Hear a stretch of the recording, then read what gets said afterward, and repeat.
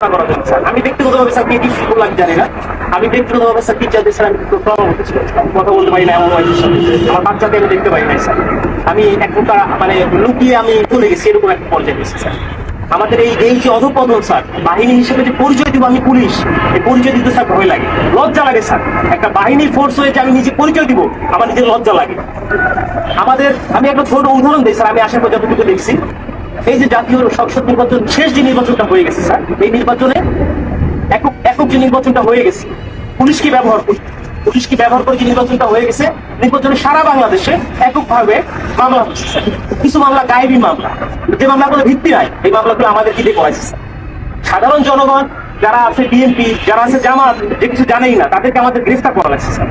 জনগণের মধ্যে আমাদের যে শত্রুতা দৈরাত্ম সৃষ্টি হয়েছে স্যার, এই সাম্প্রতিক সময়ে একটা বিষয় থেকে আমি আমাদেরকে নির্দেশনা দিচ্ছে যে এলাকায় কোনো বিএনপি জামাত থাকতে পারবে, এলাকায় কোনো অন্য হিন্দু ধর্মাবলম্বী কোনো কিছু থাকতে পারবে না। আমার এসপি স্যারকে তো আর মানুষ জানে না যে এটা আমার এসপি স্যারের কমান্ড ছিল, আমার ডিএজি স্যারের কমান্ড ছিল, এটা তো মানুষ জানে না। মানুষ জানে যে এটা আমি একজন সাব ইন্সপেক্টর, আমি এটা করছি। সন্তোষ নামে একজন সাব ইন্সপেক্টরকে মেরে ঝুলাই রাখছিল কি সাম্প্রতিক সময় যখন প্রথম আন্দোলন শুরু হলো স্যার, সেই আন্দোলনে একটা গাড়ি ভাঙচুর হয়, সেটা সরকারবাদী একটা মামলা হয়। সেই মামলার আইন ছিল যাকে স্যার এটা আইনের উপরে অনেক প্যাথেটিক একটা ঘটনা স্যার, আপনারা যে দেখছেন হয়তো স্যার, এখানে আপনাদের বিষয়টাও স্যার এখানে আসছে, আমরা সবাই এটা জানছি। তো এইরকম স্যার অনেক বিষয় আছে স্যার, আমরা কথা বলার কোনো সুযোগ থাকে না।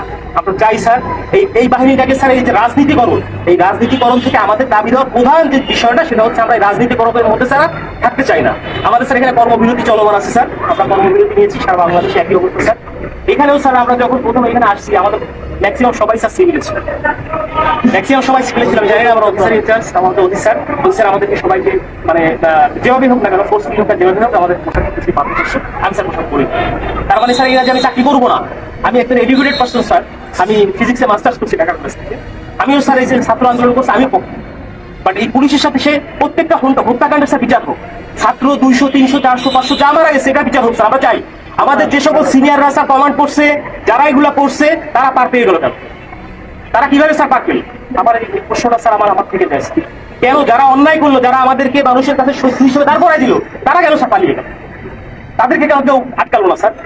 আমরা যারা এই ফিল্ড পর্যায়ে থেকে গেছি, প্রত্যেকটা মানুষের সাথে মিশে গেছি, আমরাই স্যার বিপদগ্রস্ত, আমরা বিপদগ্রস্ত। কিন্তু স্যার দেখেন বাংলাদেশে এখন পর্যন্ত কতজন পুলিশ মারা গেছে, এই মারার সংখ্যাটা কতজন মারা গেছে, এই সংখ্যাটা আমরা এক্স্যাক্টলি জানি না স্যার। একটা বাহিনী হিসেবে আমরা পরিচয় দিচ্ছি, বাট আমি জানি না যে আমার ফোর্স, আমার অফিসার রাস্তায় পড়ে আছে, কুকুরে লাশ খাচ্ছে স্যার। এই কথা দেখার মতো, বলার মতো কেউ নাই। আমরা আসছি স্যার যে আমরা একটা কার্যক্রম শুরু করবো, আপনারা এটা করেন ওইটা করেন, এটা না স্যার। আগে বুঝতে হবে স্যার আমাদের জায়গাটা কোন জায়গায় স্যার, আমাদের চাহিদাটা কোন জায়গায় স্যার, এটা উপলব্ধি করতে হবে স্যার। আপনারা আসছেন স্যার, আপনারা এই ক্লান্তি লগ্নে স্যার বাংলাদেশ সেনাবাহিনী আপনারা বাংলাদেশের সাথে ওতপ্রোতভাবে জড়িয়ে আছেন স্যার। আমরা চেষ্টা করি স্যার। এখন আমার বন্ধু বান্ধব অনেকে আছে যারা আমাকে নিয়ে ঘৃণা করতো, আমাকে খোঁচা মারতো, কোপ করতো, তারাই বলতেছে যে দাদোস চলে কাজ কর, শুরু কর, উপলব্ধি করতেছে স্যার। বাংলাদেশে সর্বপ্রথম স্বাধীনতার যুদ্ধে বাংলাদেশ পুলিশ রাজারবাগে যে প্রতিরোধ গড়ে তুলেছিল, এটা তো অস্বীকার করার স্যার কিছু নাই। সারা বাংলাদেশে পুলিশের অবদান স্যার, অনস্বীকার যে অবদান, এটা অস্বীকার করার কোনো সুযোগ নাই। কিন্তু এই যে দলীয়করণ, এই দলীয়করণটা স্যার আমরা চাই। আমরা দলীয় কোনো গণনের মধ্যে আমরা থাকতেই চাই না স্যার। আমাদের প্রধান পয়েন্ট হচ্ছে এইটা, আমরা চাই পুলিশ একটা নিরপেক্ষ স্বচ্ছ বাহিনী হোক। আমরা স্যার মানে আমরা যে এই যে ইউনিফর্মটা পরে রাস্তায় বের হবো, আমাকে অমুক দলের লোক তমুক দলের লোক আমাকে ব্যবহার করবে, আমরা এটা চাই না স্যার। আমরা এখান থেকে বের হয়ে আসতে চাই স্যার। এবং ছাত্র জনতা যারা মারা গেছেন, আমরা বলতেছি যে ঠিক আছে, স্বাধীন হয়েছে দেশ, আমরাও একত্রিত প্রকাশ করি। আমরা কিন্তু পুলিশ কর্মবিরতি দিচ্ছি কেন? যে আমাদের পুলিশ মারা গেছে এটা না, আমরা চাচ্ছি যে সারা বাংলাদেশ যেভাবে সংস্কার হচ্ছে, আমাদের বাংলাদেশ পুলিশও ঠিক একই রকম ভাবে সংস্কৃত হয়ে একটা জনগণের পুলিশ হিসেবে আমরা প্রকৃত কাজ করতে হবে স্যার। এরকম ব্যবস্থা যদি হয়, আমরা স্যার রাস্তায় নামবো, আমরা মানুষের জন্য স্যার শপথ গ্রহণ করছি স্যার। অনেক চাকরি ছিল স্যার, করতে পারতাম স্যার, প্রাইমারি স্কুলে চাকরি করতে পারতাম, অন্য জায়গায় চাকরি করতে পারতাম, ব্যাংকে চাকরি করতে পারতাম। প্যাশনের কারণে স্যার এখানে আসছি স্যার। এটা একটা স্বপ্ন স্যার, যে বাংলাদেশ পুলিশে চাকরি করলে মানুষের যে সেবা দেওয়া যায়, এটা একটা স্বপ্ন। বাট এই স্বপ্নগুলা আমাদের নষ্ট করে দিয়ে গেছে আমাদের কিছু বিশেষ ক্যাডার, এখানে বলতে তার আপত্তি নাই। আমার স্ত্রী আজকে আমি লোকায়িত ছিলাম, আমার উপর থ্রেট ছিল, আমি জানি।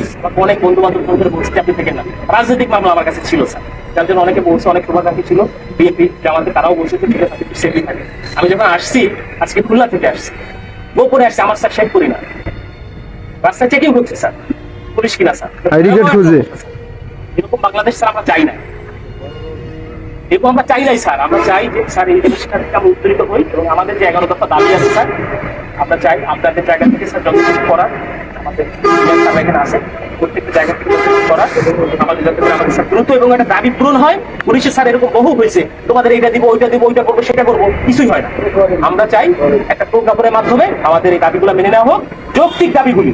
যদি মনে হয় যারা এখন বর্তমানে উপদেষ্টা পর্যায়ে আছে অত্যন্ত বিচক্ষণ মানুষ, যদি মনে হয় যারা পুলিশের এই দাবির মধ্যে কোনো জায়গায় ব্যত্যয় আছে, সেটা সংস্কার করে যেটা মনে হয় যেখানে সংস্কার প্রয়োজন সংস্কার করে যতটুকু এটা মডিফাই করা যায় করে আমরা চাই একটা প্রজ্ঞাপন দিলে আমরা মেনে নিব যে হ্যাঁ আমাদের দাবিগুলো পূরণ হচ্ছে। কারণ আমরা দেখছি স্যার আমাদের টিএ বিল স্যার পাই না, আমরা বলবো কাকে এগুলা, আমরা বলবো কাকে আমরা স্যার টিএ বিল পাই না। আমার কাজ করতে আমার পকেটে টাকা দিয়ে আমার পুলিশিং মিটিং করতে আমার ব্যানার করতে আমার নিজের টাকা থেকে, আমার ব্যানার করতে আমার নিজের টাকা থেকে, আমার এই করতে হবে সেই করতে হবে উঠান বৈঠক করতে হবে, সব আমার নিজের টাকা করতে হবে। কেন আমার বেতনের টাকা স্যার আমি কোনো জায়গায় খরচ করতে পারবো না, এক কথা শেষ। সরকারের প্রতি কাজ করতেছি, সরকার আমার বেতন দিবে, আমি আমার পরিবারের পিছনে ব্যয় করি, আমি কেন আমার নিজের টাকা দিয়ে আমি ব্যানার করে কেন করতে যাবো? এটার জন্য আমার বাজেট থাকবে না? অবশ্যই বাজেট থাকতে হবে। আমার মাসে প্রথম 10 তারিখের মধ্যে আমার টিএ বিল দিতে হবে। আপনাদের বাহিনী স্যার দেয় কিনা আমি জানি না স্যার, এই সুবিধাগুলো কি আপনাদেরও কি এরকম শুধু কমিটমেন্ট করে কি স্যার আপনাদের কি রেখে দেয় কিনা আমার জানা নাই স্যার। যথেষ্ট মানে অনারের সাথে বললাম স্যার, কিছু মনে করা যাবে না, অনেক কষ্ট স্যার আমাদের মনে, অনেক বড় কষ্ট স্যার। এখানে যারা আছে সবাই বলছে কথা বলতে হবে, এখানে স্যার আরো কষ্ট স্যার। এখানে একটা কর্মবিরতি দিচ্ছি, আমার ভাই একজন কনস্টেবল স্যার কি ক্ষমতা থাকে, একজন সাব ইন্সপেক্টর কি ক্ষমতা থাকে স্যার? আমি তো স্যার মানে বোকার স্বর্গে বোকার মতো করে স্যার আমাকে নাঙ্গল আমার ঘাড়ে চালাতে যেভাবে স্যার দিবে আমি সেভাবে চুষে